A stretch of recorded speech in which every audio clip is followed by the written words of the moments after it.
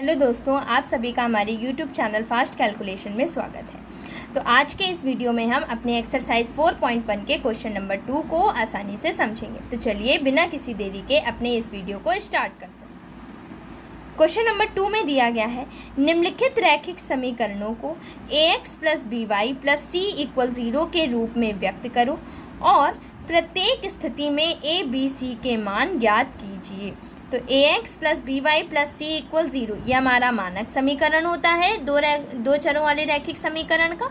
हमें हर एक क्वेश्चन को, जो भी हमें और आगे पार्ट्स दिए गए होंगे, तो हर एक क्वेश्चन को इसी रूप में चेंज करना है और उससे हमें a b c के मान को ज्ञात करना है। तो चलिए हम अपने इस क्वेश्चन को सॉल्व करना स्टार्ट करते हैं।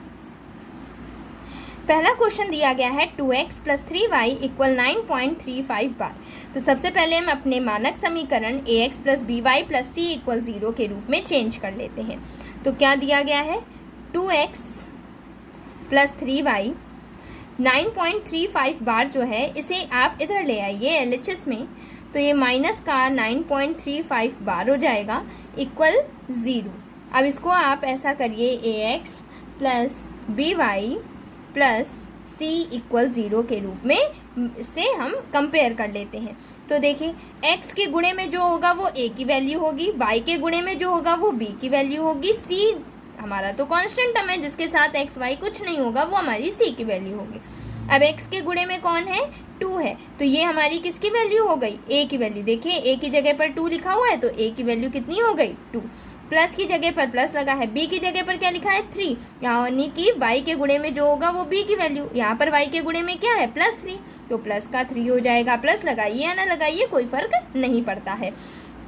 c यानी जिसके साथ x y z कुछ भी ना हो, कोई भी चर ना हो, तो वो हमारी क्या होती है, एक अचर पद होता है। तो यहाँ देखिए अचर पद कौन सा है, माइनस 9.35 बार है या नहीं है।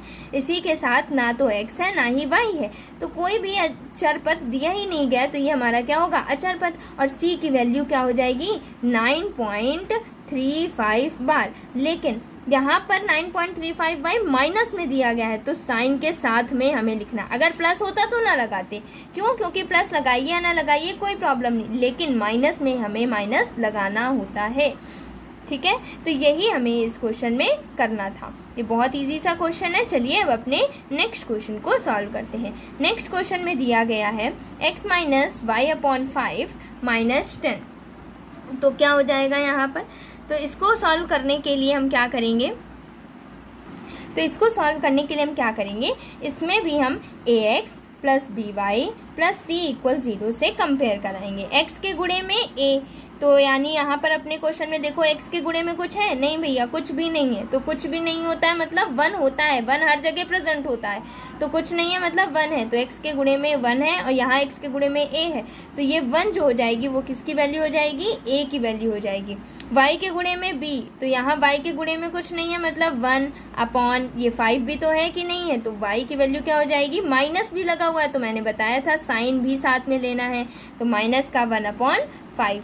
c की वैल्यू क्या हो जाएगी, माइनस का 10 हो जाएगी, जिसके साथ हमारे ना तो x हो ना ही y हो, तो वो हमारा क्या हो जाएगा, एक अचर पद हो जाएगा और उसकी वैल्यू क्या हो जाएगी, माइनस का 10 हो जाएगी, हमारी c की वैल्यू हो जाएगी। चलिए अपने नेक्स्ट क्वेश्चन को सॉल्व करते हैं। नेक्स्ट क्वेश्चन में minus 2x plus 3y equal 6 दिया गया है। तो सबसे पहले तो इसे मानक रूप में चेंज करो, minus 2x plus 3y minus 6 equal 0। हमें इक्वल में 0 लाना है। ax plus B Y plus C equal 0। अब कंपैरिजन करिए, a की जगह पर क्या लिखा हुआ है, माइनस 2, तो a की वैल्यू माइनस 2। b की जगह पर प्लस का 3, तो प्लस का 3, प्लस लगाने की ज़रूरत नहीं है। c की जगह पर क्या लिखा हुआ है, माइनस का 6। तो बस हमने इसी तरीके से ये आंसर लिख दिया। अब इसके बाद x बराबर 3y, तो मानक रूप में चेंज करिए, x minus 3y equal 0। 3y को इधर ले आइए, माइनस में हो जाएगा। अब इसको आप कंपैरिजन कराइए, ax plus B Y plus C equal 0 से कंपैरिजन कराइए। ठीक है, तो अब देखिए a की जगह पर कुछ नहीं लिखा है मतलब 1 लिखा हुआ है, तो a की वैल्यू 1, b की जगह पर माइनस 3 और c की कुछ वैल्यू नहीं है मतलब 0 हो जाएगा। ठीक है, कॉन्स्टेंट टर्म क्या है, 0 हमारा दिया गया है। तो अब अपने नेक्स्ट क्वेश्चन को सॉल्व करते हैं। नेक्स्ट क्वेश्चन में दिया गया है 2x इक्वल माइनस का 5y। 2x -5y इधर आएगा तो किस में हो जाएगा, प्लस का 5y equal 0। ax plus by plus c equal 0 से कंपैरिजन कराइए। a की जगह पर यहाँ 2 लिखा हुआ है तो a की वैल्यू 2, b की जगह पर 5 लिखा हुआ है तो b की वैल्यू 5, c की जगह पर यहाँ पर कोई नंबर ही नहीं है, मतलब क्या हो जाएगा, 0 हो जाएगा। अब ये हमारे इस क्वेश्चन का आंसर हो गया। नेक्स्ट क्वेश्चन को सॉल्व करते हैं। 3x प्लस 2 इक्वल 0, तो इसमें तो कुछ प्रॉब्लम ही नहीं है, y वाला टर्म नहीं है ना। अगर y वाला नहीं है तो 0 के साथ y दे देते हैं। y का ना होना या 0 के साथ y देना बात एक ही है, यानी 0 का मल्टीप्लाई y में करेंगे तो 0 हो जाएगा, और वो हमारा 0 किसी भी नंबर में ऐड करेंगे फिर से वही आ जाएगा। तो आप y का टर्म नहीं है तो आप 0 के साथ y का दे सकते हैं। Plus 2 equal 0। अब हम ax plus by plus c equal 0 से क्या करेंगे, कंपैरिजन कर लेते हैं। a की जगह पर क्या लिखा हुआ है, 3, तो a की वैल्यू 3, b की जगह पर क्या लिखा हुआ है, 0, तो b की वैल्यू 0, c की जगह पर 2, तो c की वैल्यू 2 हो जाएगी। यही इस क्वेश्चन का आंसर हो जाएगा। चलिए अपने नेक्स्ट क्वेश्चन को सॉल्व करते हैं। नेक्स्ट क्वेश्चन में दिया गया है y माइनस 2 इक्वल 0। x वाला टर्म नहीं है ना, तो जो नहीं है उसको 0 के साथ दे दो। प्लस y माइनस 2 इक्वल 0, तो कुछ ना होना या 0 के साथ देना बात एक ही है। तो ax plus by plus c equal 0 के साथ आप क्या करेंगे, कंपैरिजन इसकी कर देंगे। तो चलिए हम इसकी कंपैरिजन कर देते हैं। तो अब देखिए a की जगह पर क्या लिखा हुआ है, 0, तो a की वैल्यू 0 हो गई। b की जगह पर कुछ नहीं लिखा है मतलब 1 लिखा हुआ है तो b की वैल्यू 1 हो गई, और वो भी प्लस की है तो प्लस लगाने की हमें ज़रूरत नहीं है।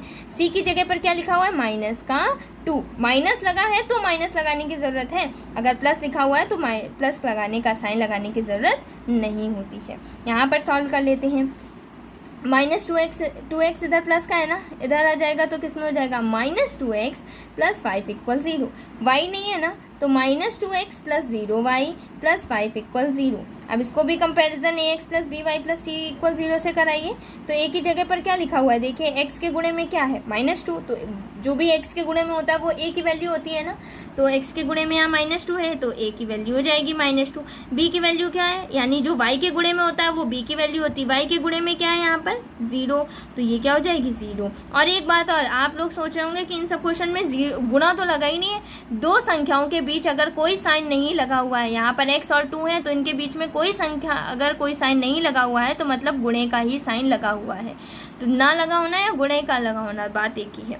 फिर उसके बाद c की वैल्यू क्या हो जाएगी, 5 हो जाएगी। तो ये हमारे सारे क्वेश्चंस हो गए। ये आपके क्वेश्चन नंबर 2 के सारे पार्ट्स हमने आसानी से सॉल्व कर लिए हैं। तो आशा करती हूँ कि आपको एक्सरसाइज 4.2 का क्वेश्चन 4.1 का क्वेश्चन नंबर 2 आसानी से समझ में आ गया होगा। फिर भी आपको इससे रिलेटेड कहीं पर भी डाउट है तो आप हमसे अपने डाउट को कमेंट सेक्शन में पूछ सकते हैं। अगर आपको ये वीडियो अच्छा लगा हो और हेल्पफुल रहा हो तो आप हमारे चैनल फास्ट कैलकुलेशन को लाइक करें, शेयर करें और सब्सक्राइब करें ताकि आगे आने वाले सारी नोटिफिकेशन सबसे पहले आप तक पहुंच सकें। Thank you.